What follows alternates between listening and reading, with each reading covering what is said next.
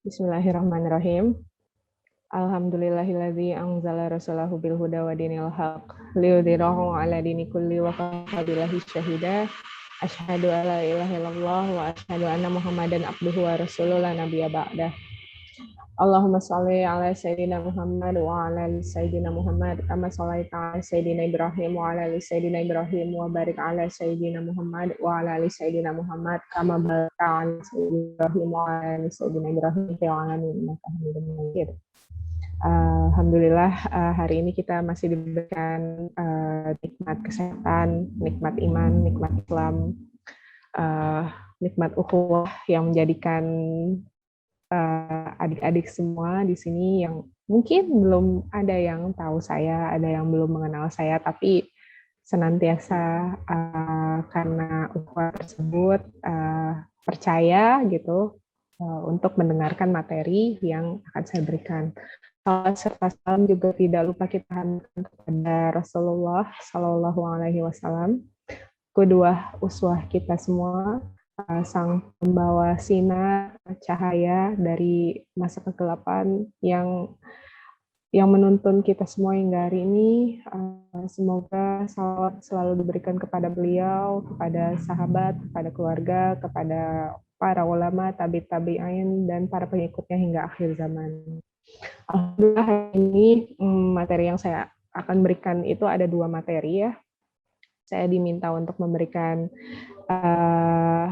materi yang pertama gitu. Jadi saya diminta memberikan 2 materi, sejarah feminisme dan feminisme dalam Islam. Nah, untuk yang pertama sejarah feminisme gitu ya. Saya hanya diberikan waktu 45 menit dan pertanyaan nanti 10 menit. Nah,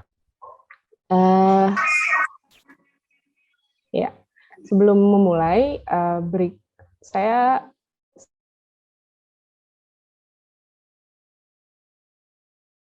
teman yang kerap baru kayak nyemplung gitu ya di pembahasan isu feminisme ini, karena kan kayaknya lagi ngehits banget ya pembahasan feminisme ini. Jadi ini ada buku yang saya sarankan untuk dibaca untuk teman-teman gitu ya.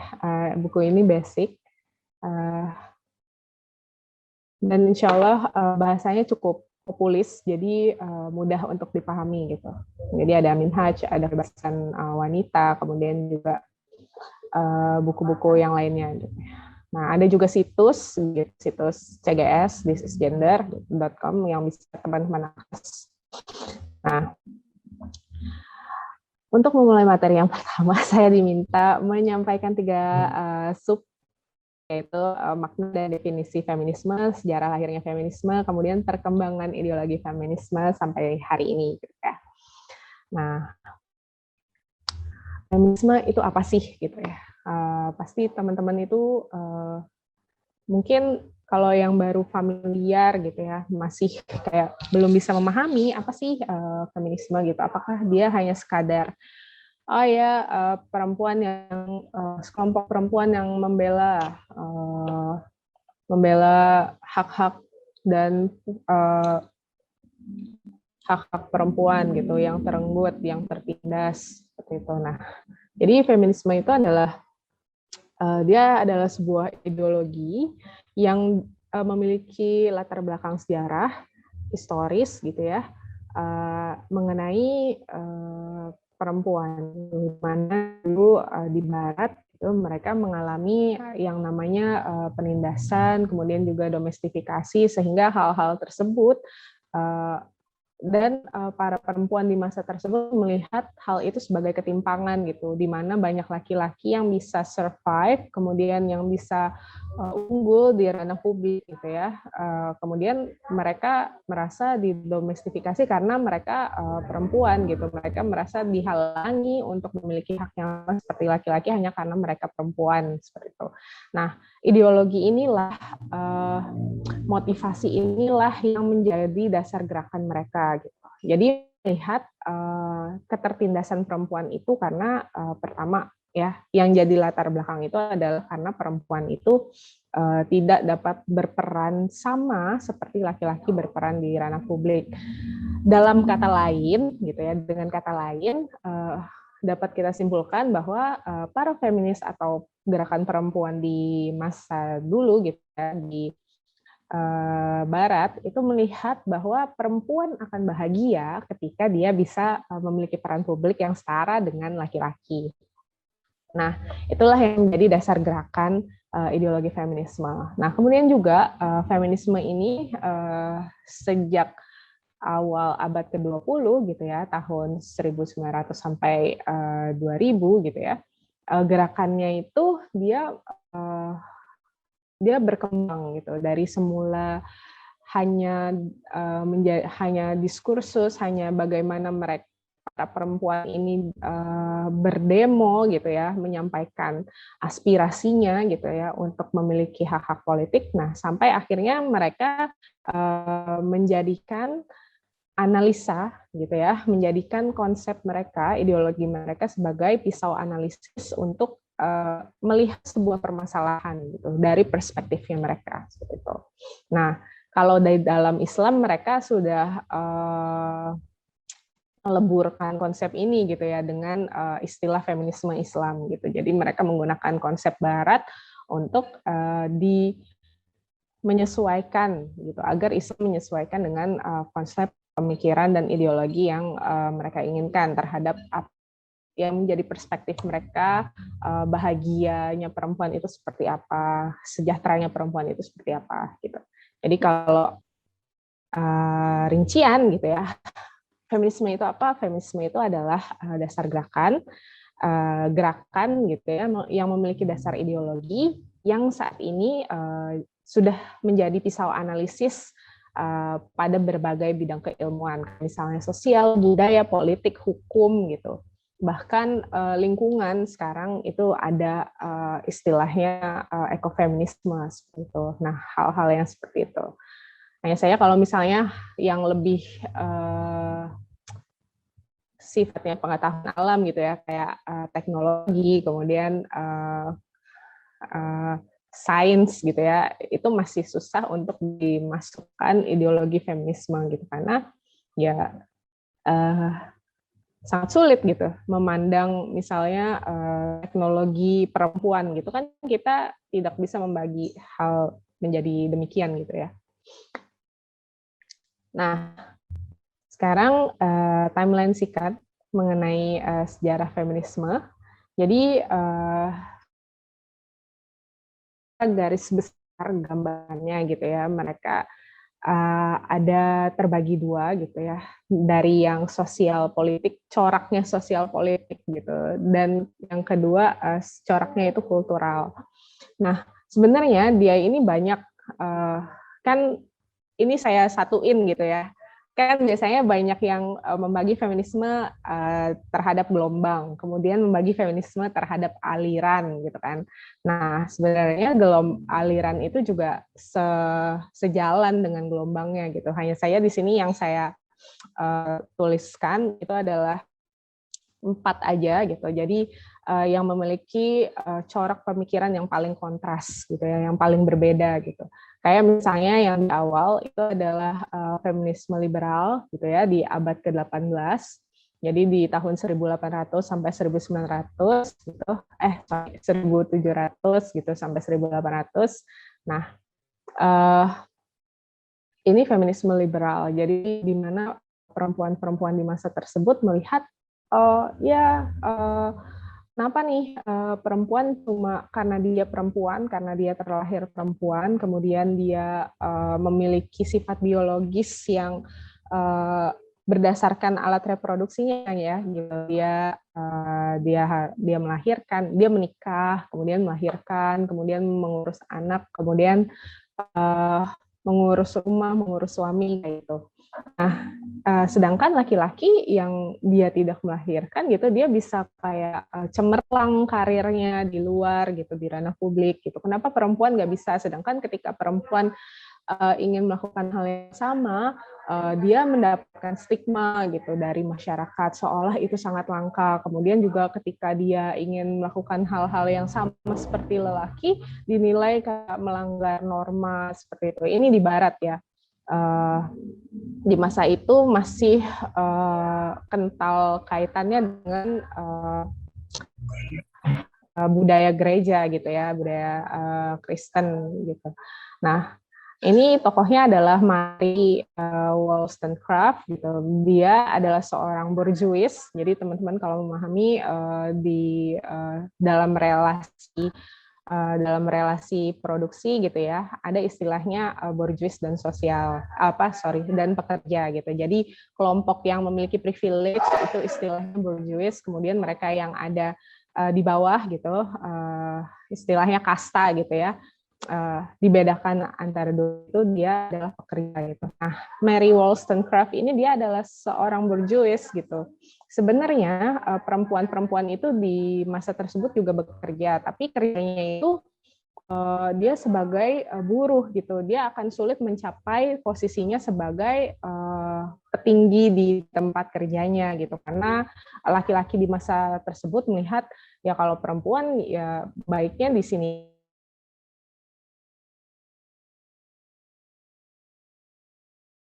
Nah, Mary Wollstonecraft ini karena dia borjuis, dia di masanya jadi dia kan nggak bekerja gitu. Kalau kalau orang-orang kaya dulu di Barat itu, ketika dia sudah sejahtera, ya yang jadi istri itu nggak ngapa-ngapain gitu. Dia hanya ditaruh di rumah gitu, nggak diizinkan bekerja. Nah, tapi karena si Mary ini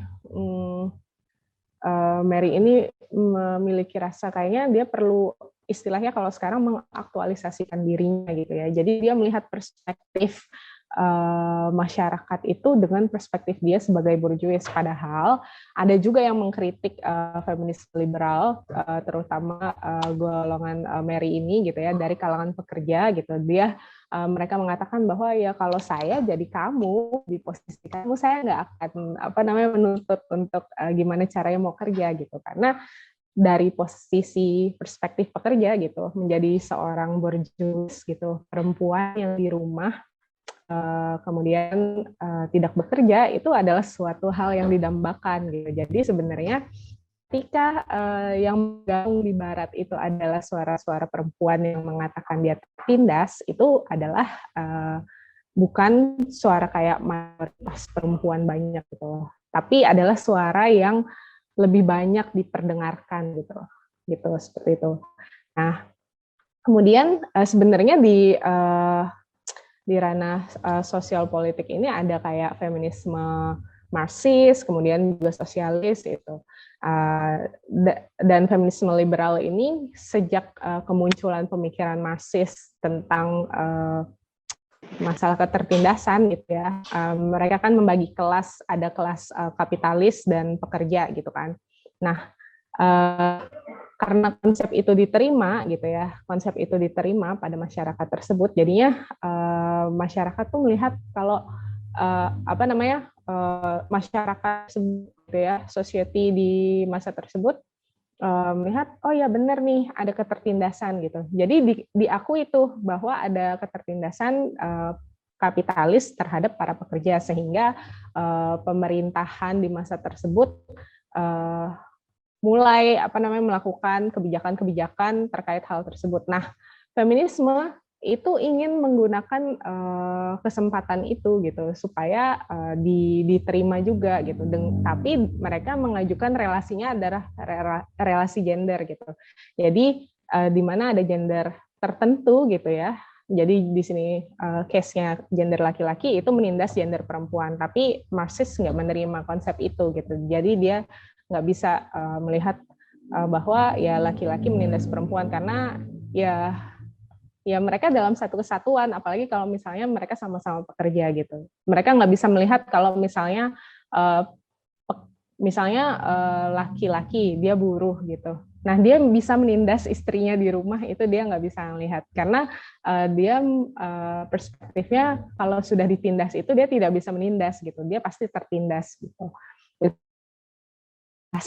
Gender ataupun sosial itu konsepnya seperti itu, di mana makanya mereka susah gitu melihat apakah perempuan bisa melakukan penindasan. Iya, tapi sedikit gitu.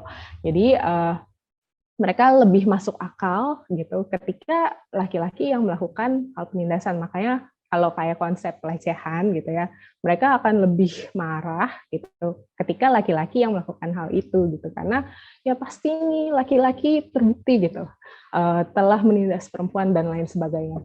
Kemudian juga ini lanjutnya yang paling yang Marxis dan sosialis tidak saya tulis karena itu masih kayak sejalan dengan feminisme liberal.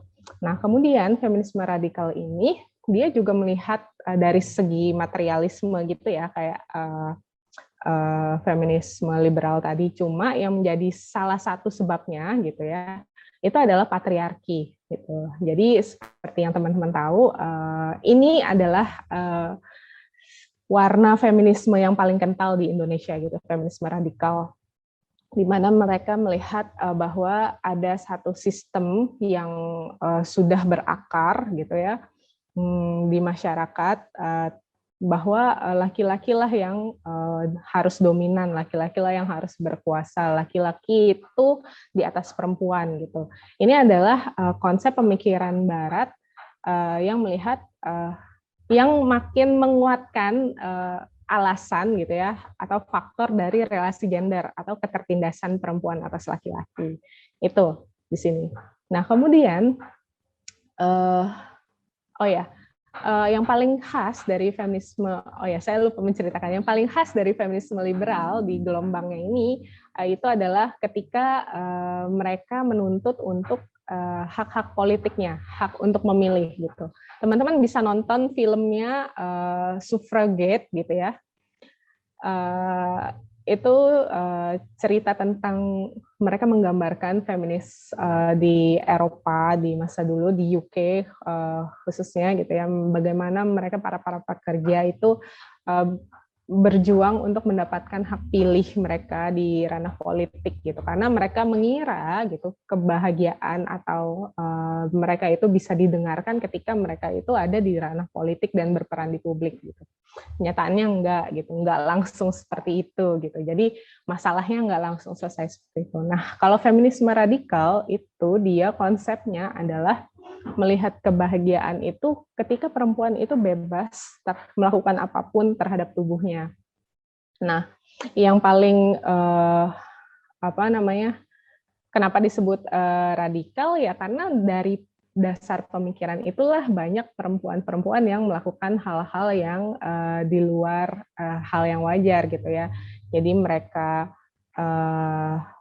tidak mau melahirkan gitu, mereka mulai berpakaian terbuka gitu karena mereka merasa ya tubuhnya my body, my authority, my pleasure gitu ya. Selama ini cuma ada dua yang selalu didengungkan, my body, my authority, tapi sebenarnya itu ada tiga, my body, my authority, my pleasure gitu. Jadi ini berkaitan erat dengan hasrat seksual seseorang gitu ya. Nah, yang paling radikalnya itu adalah ketika perempuan di masa tersebut gitu ya, di awal abad 19 sampai 20 ini itu merasa mereka itu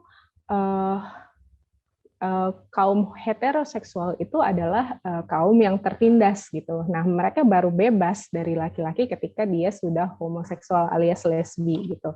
Nah, berbanding terbalik banget ya sama sekarang. Kalau sekarang mereka yang lesbian, LGBT segala selainnya itu mereka mengaku mereka adalah kelompok tertindas karena tidak diakui gitu ya, dibandingkan hetero gitu. Nah, kalau sekarang yang kultural ini ada ekofeminisme. Ekofeminisme itu mereka mengakui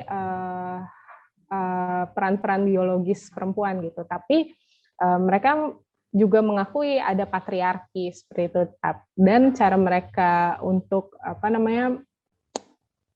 membebaskan diri dari patriarki itu adalah dengan menginternalisasi nilai-nilai perempuan gitu dalam seluruh alam. Makanya ada istilah kenapa perempuan lebih dekat dengan lingkungan gitu. Kenapa hal-hal yang berkaitan dengan alam itu lebih sifatnya feminin gitu. Kayak misalnya ibu pertiwi gitu. Jadi anggapannya ya sebenarnya yang paling bisa dekat dengan alam itu adalah perempuan. Nah, ini menjadikan banyak hal ya gitu masih kontroversial gitu. Apakah cuma perempuan aja yang bisa, karena kan kita di lapangan banyak sekali melihat bahwa laki-laki juga memiliki peran gitu dalam lingkungan seperti itu. Nah, dan perkembangan feminisme ini masih sangat pesat hingga sekarang. Maksudnya karena Barat konsepnya adalah dari tesis, kemudian di antitesis, kemudian disintesis gitu menjadi sebuah tesis yang baru, nanti diantitesiskan lagi gitu. Jadi ya akan masih terus berkembang gitu ya penelitian mereka hingga sampai sekarang yang paling baru itu adalah feminisme Islam, kemudian juga feminisme postmodern. Gitu. Jadi masih berlangsung. Nah, kemudian kalau misalnya ditanya akarnya apa sih gitu? Akarnya adalah ketika di masa ya. Jadi feminisme itu bukanlah sebuah kayak cabang pemikiran kokoh sendiri gitu di barat, kemudian ya udah dia jalan sendiri, enggak gitu. Dia merupakan sebuah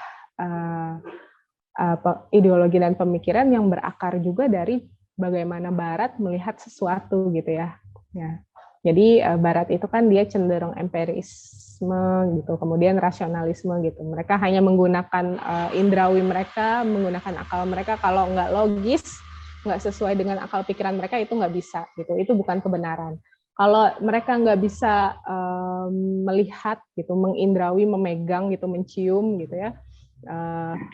Sesuatu itu berarti itu nggak benar gitu. Nah, inilah akar mereka gitu, sehingga hal yang berkaitan dengan metafisik, kemudian yang batin seperti itu tidak mereka benarkan gitu, karena tidak bisa diakali, kemudian juga tidak bisa dirasakan.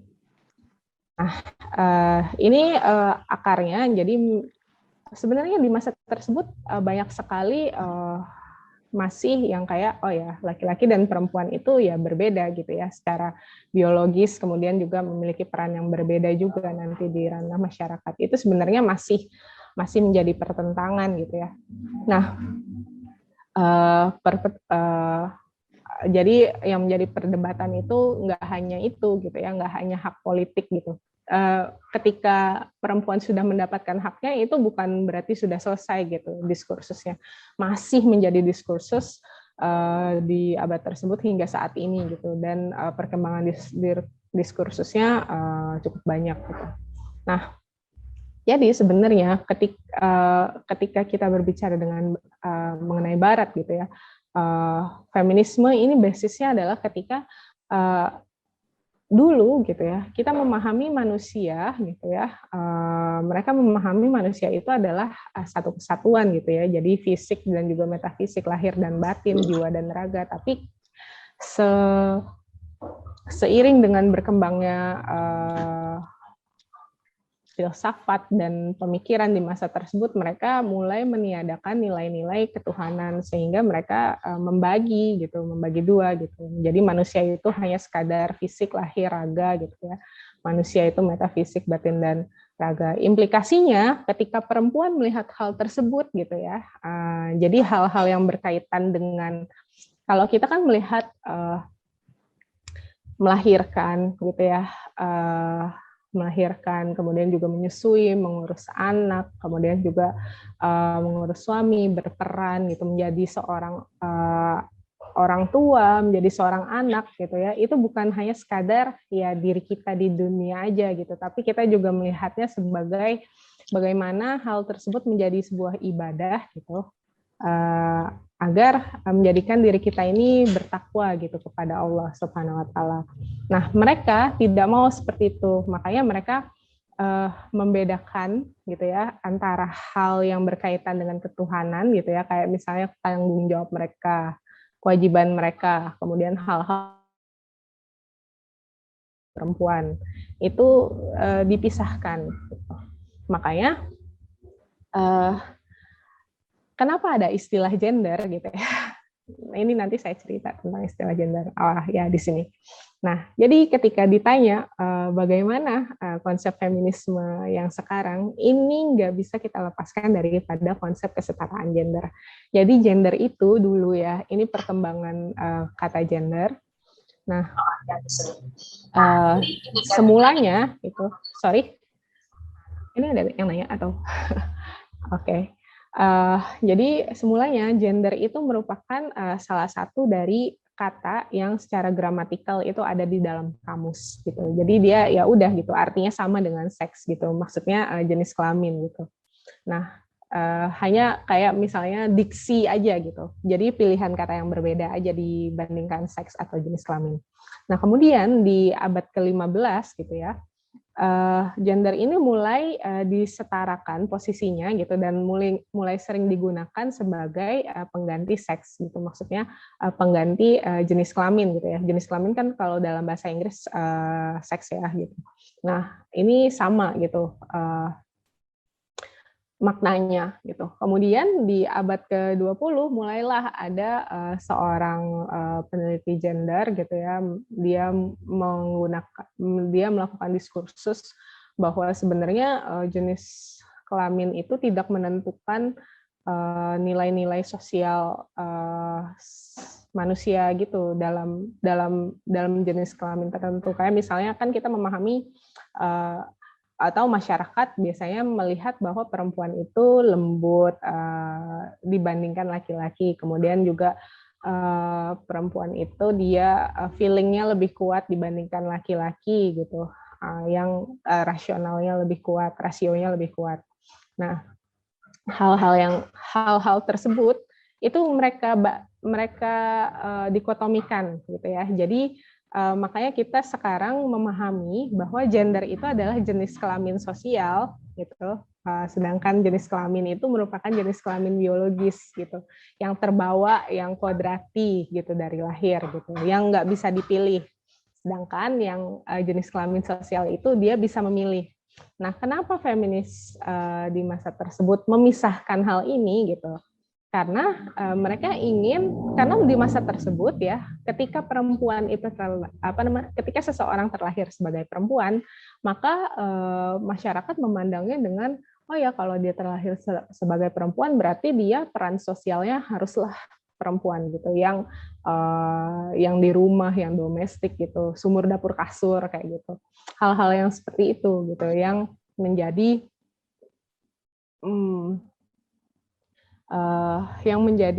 salah satu faktor kenapa feminisme memisahkan antara yang biologis dan sosial. Gitu.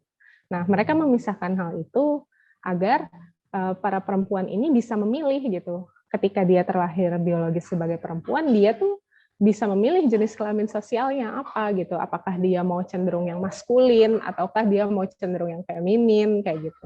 Nah, sampai di ranah ini ya, ketiga ini kita masih bisa linguistik dan biologis ini kita bisa banget sepakat gitu ya. Jadi kalau misalnya kita lihat ada yang misalnya menolak gender secara radikal gitu ya, atau secara ekstrim gitu menolak. Sebenarnya enggak perlu seperti itu gitu. Kita masih tetap bisa berdialektika, masih tetap bisa berdiskusi terhadap hal tersebut gitu. Karena kayak misalnya di linguistik dan biologis ini kalau kita melihat kayak istilah gender ini kan kita memahami ya, sekarang kita memahami kalau gender itu adalah jenis kelamin sosial gitu yang nanti dia ternyata berkembang lagi. Ini sebentar, nanti saya akan jelaskan. Nah, dia akan berkembang lagi gitu. Dia memiliki perkembangan semantik kata tersebut gitu ya. Nah, tapi kenyataannya untuk di linguistik dan biologis ini kita masih oke gitu. Sehingga karena kan mereka kayak masih digunakan gitu ya di kementerian gitu ya. Mereka menggunakan semuanya, tapi sebenarnya yang mereka tuju itu kayak oh ya udah kesetaraan gender itu maksudnya kesetaraan antara laki-laki dan perempuan gitu. Jadi ranahnya kayak masih biologis gitu, masih sama sebagai pengganti jenis kelamin. Nah, yang masih kita bisa perdebatkan ini adalah di ranah sosiobiologi ini. Jadi sebenarnya ketika kita sebagai Muslim ya, kita tidak mengalami permasalahannya ya. Oh, misalnya kalau kamu perempuan kamu nggak boleh sekolah gitu. Kamu sudah ditakdirkan menjadi orang yang masa depannya adalah sumur dapur kasur kayak gitu.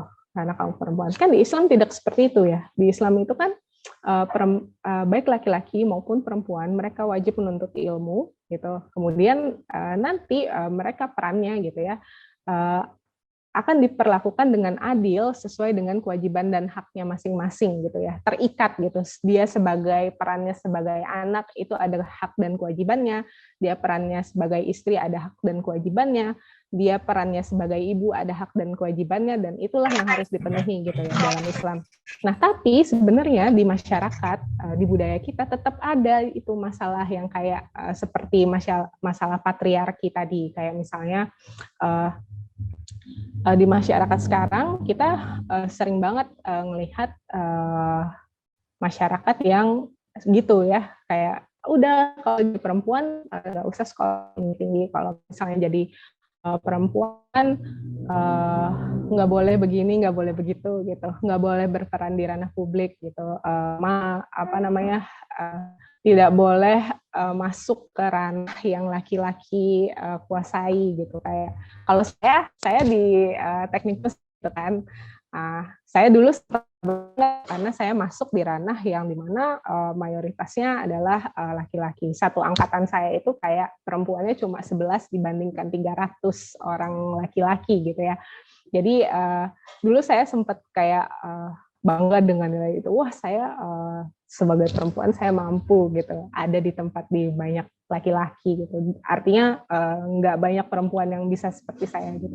Tapi sebenarnya itu adalah sebuah masalah yang kita masih bisa perdebatkan. Artinya kita bisa kayak, oh enggak loh, kita bisa mengkonfirmasi bahwa sebenarnya Islam itu tidak demikian. Gitu, bahwa pandangan alam kita gitu ya, kultur kita gitu, tradisi kita sebagai seorang muslim itu tidak demikian terhadap perempuan gitu. Nah, tapi selain mengkonfirmasi, kita juga harus berupaya gimana caranya menyelesaikan ketika perempuan itu tidak boleh sekolah gitu ya, kita harus proaktif terhadap hal itu gitu ya. Kita menjelaskan dan memetakan bahwa ini adalah masalahnya budaya dan menyelesaikan dengan perspektif untuk menyelesaikan masalah budaya tersebut gitu. Nah, kalau sekarang masalahnya adalah dilihat yang bermasalah itu adalah unsur hukum dalam Islamnya, kemudian juga unsur hukum dalam produk hukum di Indonesia gitu ya. Itu kalau untuk yang dihukum di Indonesia itu masih kita bisa dialektika gitu ya. Maaf, cari jalan yang terbaik. Oh ya, sebentar. Aku punya pen materi kurang 5 menit. Oke. Nah, ini masih bisa kita perdebatkan gitu ya. Nah, kalau misalnya dia sudah ini ya subjektif, gender itu sekarang udah meskipun ini juga masih ada dipahami di masyarakat, tapi ada juga yang ini gitu. Mereka numpang bahwa gender itu sekarang sudah bisa diputuskan secara subjektif, baik identitasnya, ekspresinya, orientasinya itu sudah bisa dipilih secara subjektif. Nah, kita batasannya cuma sampai ini, berdialektika, ini oke, tapi ini kita harus tolak. Ini kita nggak bisa. Gitu. Kita nggak bisa ada di sini, gitu ya. Nah, jadi ini slide yang terakhir. Nah, ini udah ada penjelasan dari Bu Ratna Megawati dalam beliau Feminisme Menindas Ibu Rumah Tangga. Saya bacakan, sampai saat ini belum ada konsensus mengenai apa yang disebut equality antara perempuan dan laki-laki. Apakah persamaan berarti persamaan perlakuan tanpa memandang gender, misalnya untuk undang-undang mengharuskan perempuan hamil bekerja pula pada shift seperti halnya laki-laki. Dalam tingkat individu misalnya isu perempuan juga mengandung banyak keraguan gitu. Apakah persamaan antara laki-laki dan perempuan merupakan perhitungan matematis di mana laki-laki dan perempuan harus melakukan pekerjaan yang sama dalam bobot yang sama? Ini adalah hal yang dikritisi, nggak hanya di Indonesia, nggak hanya dalam tradisi Muslim aja, tapi juga di ranah yang mereka hidup di budaya Barat gitu ya, orang-orang liberal gitu ya, masih banyak sekali yang tidak menyepakati feminisme gitu. Jadi feminisme itu bukanlah sebuah ideologi ajak yang udah diterima seluruh dunia, terus di Indonesia tuh kayak yang dia kolot terus apa sih menolak dunia modern banget? Enggak gitu. Feminisme itu juga menjadi sebuah perdebatan yang ramai penolaknya, terutama orang-orang yang memang concern dalam nilai-nilai keluarga gitu, nggak cuma di Indonesia gitu. Jadi kalau kalian nolak ideologi ini, kalian nggak aneh gitu, karena banyak yang nolak gitu, kalian nggak sendirian. Ya itu aja dari saya untuk materi yang pertama. Silakan kalau ada pertanyaan. Wassalamualaikum warahmatullahi wabarakatuh. Waalaikumsalam warahmatullahi wabarakatuh. Terima kasih kepada Kak Ayu yang telah menyampaikan materi yang begitu informatif. Selanjutnya adalah sesi tanya jawab. Kepada teman-teman yang ingin bertanya, dipersilahkan untuk mengetik pertanyaan di kolom chat.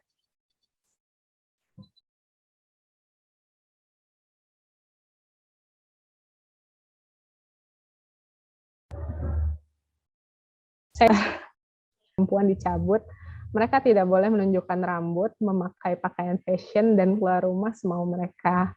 Saya tidak percaya semua wanita muslim ingin seperti itu. Sedangkan setahu saya negara Arab itu peraturannya sesuai dengan ajaran Rasulullah, dan agama Islam adalah agama yang dinamis, di mana mampu berdampingan dengan modernisasi. Bagaimana sebaiknya kita merespon hal ini? Iya sebenarnya dia melihat apa ya? Artinya ketika kita melihat negara kayak Arab gitu, yang sebenarnya Arab, maksudnya dengan tradisi Islam atau dengan budaya Arab gitu kan. Nah kalau dia yang dengan tradisi Islam itu kan kita banyak melihat negara-negara gitu ya, seperti negara di Mekah, di Madinah gitu ya. Apakah perempuannya seperti itu di sana gitu? Kemudian juga di Mesir, kemudian juga di Indonesia gitu. Jadi bukan negara Islam gitu loh, tapi negara yang hidup dengan tradisi Islam gitu. Nah, sekarang kalau misalnya berkaitan dengan ya menunjukkan rambut, itu kan sebuah kewajiban gitu ya. Itu adalah hal yang qot'i, sebuah ijma para ulama gitu ya, bahwa memang perempuan itu wajib untuk menutup aurat. Perempuan dan laki-laki wajib untuk menutup aurat. Dan tapi memang yang paling kelihatan menutup aurat itu adalah perempuan gitu, karena bagian kepala kita gitu ya, wajah ini sampai dagu sini itu harus ditutup gitu. Gitu. Jadi kesannya perempuan yang paling diletakkan di belakang gitu, yang paling ditutupi gitu, yang tidak boleh tampil gitu. Padahal nggak seperti itu gitu ya. Kemudian juga memakai pakaian fashion, nggak kok gitu. Ini kayaknya sudah banyak yang jawab gitu ya. Kita bisa fashionable dengan pakaian muslimah gitu ya. Banyak kali bahkan influencer muslimah gitu ya, yang mereka baik dalam berpakaian yang bisa kita contoh. Kemudian juga dan keluar rumah semau mereka. Emang kalau misalnya di sini mau keluar rumah nggak izin gitu ya sama orang tua, kan kita memiliki kayak peran kita gitu ya. Kita tuh lahir di dunia itu bukan kayak plung manusia sendiri gitu. Tidak kan, kita punya orang tua gitu, kita punya teman-teman, kita punya one day kita punya suami, one day kita punya anak gitu ya. Nah, dalam relasi itu kita terikat dalam kewajiban dan kita memiliki hak gitu. Nah, salah satunya ketika punya anak, kita perlu sebagai anak sebelum keluar rumah ya kita izin sama wali kita, ayah kita gitu, mau safar. Itu banyak perdebatan sebenarnya soal ini, dan memang benar yang kamu bilang bahwa Islam itu sangat dinamis gitu. Khilaf antara ulama terkait hal-hal yang furu'iyah, yang cabang, itu menandakan ya Islam itu dinamis gitu, bisa digunakan bisa ada rukhsahnya dalam ketika kita ada di kondisi yang kesulitan gitu, nggak harus saklek dan rigid seperti itu, enggak gitu. Jadi ya benar gitu bahwa memang Islam itu ya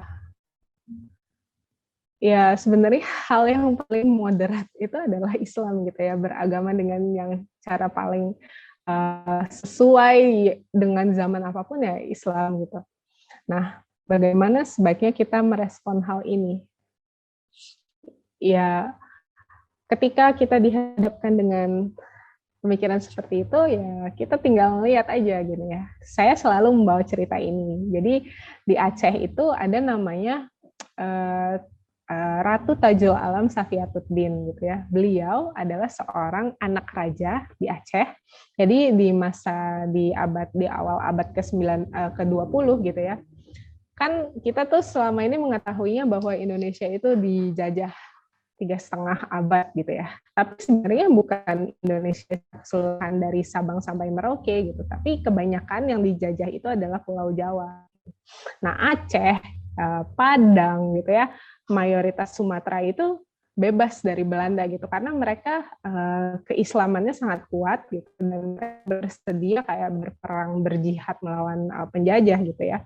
Nah, kayak misalnya di Aceh itu di awal tahun di 1800 apa 1900 awal gitu ya. Ada namanya Ratu Tajul Alam Safiatuddin. Beliau ini adalah anak dari raja di Aceh pada saat itu. Nah, sebenarnya raja ini memiliki 2 anak gitu ya. Memiliki 2 anak, satu laki-laki dan satu perempuan. Nah, kan biasanya kalau raja itu ya pewaris tahtanya anak laki-laki dulu ya, tapi qadarullah anak laki-lakinya ini beliau berzina gitu ya dengan dengan perempuan di sana gitu. Hingga akhirnya keduanya dirajam gitu. Si anaknya ini, bayangkan anak raja gitu ya di masa tersebut. Karena Aceh pada masa itu sistem negaranya menggunakan sistem Islam gitu ya. Makanya anaknya ketika dia ketahuan berzina langsung dirajam sama bapaknya yang memutuskan untuk merajam gitu ya. Nah, udah tuh sudah dirajam. Nah, ketika si raja meninggal gitu ya. Nah, berarti kan ada kekosongan kekuasaan gitu ya. Nah, di masa tersebut di mana hukum Islam itu kuat tegak gitu ya. Yang menjadi penerus kekuasaan kerajaan tersebut adalah Ratu Tajul Alam Safiatuddin ini gitu. Dan yang memutuskan siapa? Yang memutuskan adalah ulama gitu. Gitu. Meskipun ada khilafiyah gitu ya dan Ratu Tajul Alam Safiatuddin ini tidak pernah kayak langsung menghukum mereka yang berbeda dan tidak memilih dia gitu sebagai ratu gitu, enggak gitu. Mereka tetap bisa membuka madrasah di Aceh dan di Sumatera waktu tersebut. Nah, jadi ya kita melihat gitu ya dalam masa tersebut dan ketika melakukan peperangan gitu ya, ketika melakukan peperangan Safiatuddin ini yang perang itu bukan cuma laki-laki gitu. Dia memimpin perang, tapi yang menjadi pasukan perangnya bukan cuma laki-laki, tapi juga perempuan gitu. Jadi ketika dikatakan dinamis gitu ya, apakah perempuan nggak boleh ikut perang gitu? Artinya ketika perempuan aja itu dia boleh untuk melakukan hal yang dilakukan laki-laki pada level peperangan gitu ya, ikut perang gitu, memimpin perang, memimpin keadaan. Hal-hal yang di bawah kayak ngurus rumah, kemudian berperan di ranah publik, mendapatkan pendidikan gitu, berperan dengan laki-laki itu nggak masalah gitu, itu sangat dinamis gitu, sangat tapi bukan berarti tanpa batas dan bebas tanpa batas seperti Barat ya gitu. Kita tetap terikat dengan hak dan kewajiban kita terhadap masyarakat sekeliling kita, hablum minannas, dan melakukan kewajiban kita kepada Allah, hablum minallah gitu ya. Jadi kita terikat terhadap hal itu, sekaligus kita juga selama hal itu tidak melanggar syariat, kita bebas melakukannya gitu. Jadi ketika ditanya apakah kita itu sebagai Muslim gitu ya juga terkekang gitu dengan nilai-nilai itu sebenarnya ada gitu, tapi nilainya budaya dan budaya Arab memang seperti itu gitu. Tapi apakah di Indonesia ada budaya Arab gitu? Maksudnya mungkin ada sedikit, tapi kan itu tidak jadi kayak masif gitu ya. Di Indonesia kan nggak pernah ada sejarahnya kayak perempuan nggak boleh sekolah, perempuan nggak boleh jadi pemimpin, perempuan nggak boleh nggak boleh mendidik gitu, nggak ada gitu. Bahkan banyak sekali pahlawan-pahlawan perempuan di Indonesia gitu ya, yang mereka jadi perempuan. Artinya ketika seseorang sudah menjadi pahlawan gitu ya, dia memiliki peran di ranah politik, di ranah sosial yang besar untuk mengubah masyarakat saat itu gitu ya, perannya sedemikian besar gitu. Artinya ya itu jadi nama jalan, kemudian fotonya dipampang di mana-mana, di uang gitu ya, kayak Cut Nyak-Din gitu ya, filmnya ada yang kemarin saya 2 bulan yang lalu saya nonton itu filmnya. Beliau memimpin perang yang dipimpin adalah laki-lakinya. Bahkan ketika Teku Umar gitu ya, Teku Umar ini dikisahkan bahwa dia itu yang menjadi otak pergerakan Teku Umar di Aceh itu adalah Cut Nyak-Din gitu, seorang perempuan, bayangkan gitu.